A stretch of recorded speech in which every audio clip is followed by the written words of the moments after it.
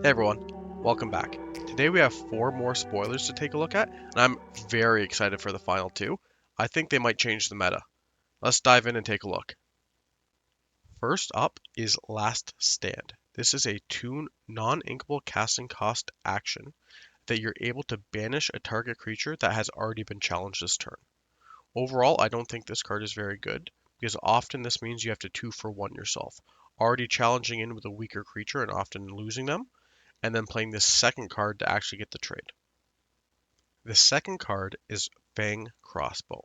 It is a 3 inkable casting cost item that has 2 actions. The first is Careful Aim.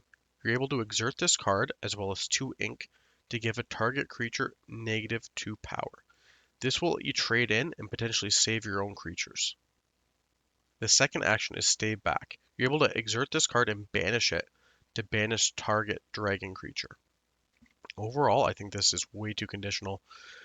The conditional removal, trying to remove only dragons and giving some of their creatures -2 when you have a trade that would already work out. I'm not a huge fan of this. This is not what I want to be doing in my deck.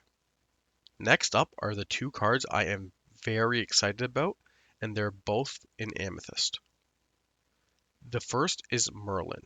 For 4 non-inkable casting costs, you get a 2/3 for 1 lore, which doesn't seem fantastic, but the big upside is every time you play this creature, and every time they leave play, meaning either being returned to your hand or banished, you get to draw a card.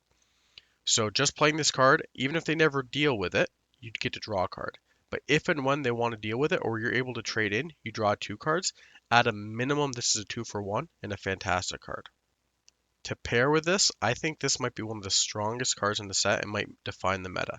We have Madam Mim.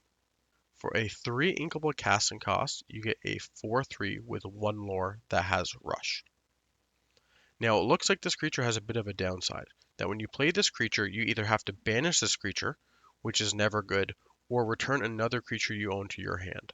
The second part of this ability can be exploited very easily, particularly in the already existing Amethyst Sapphire deck, which I think is one of the sleeper decks in the current meta. Taking for example the Merlin card we just saw, you play Merlin and draw a card. You then play this card to return Merlin to your hand. That triggers a second draw from Merlin. You're then able to replay Merlin again to draw a third card, and then if you trade Merlin away or if they deal with Merlin, you get a 4th card. There's just so much value here, it is incredible.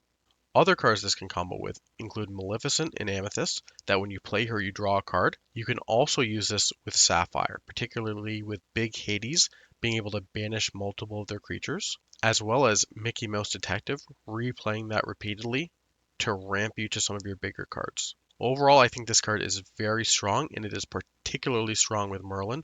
I am very excited to try to figure out a way to bust the meta with this. And that is it.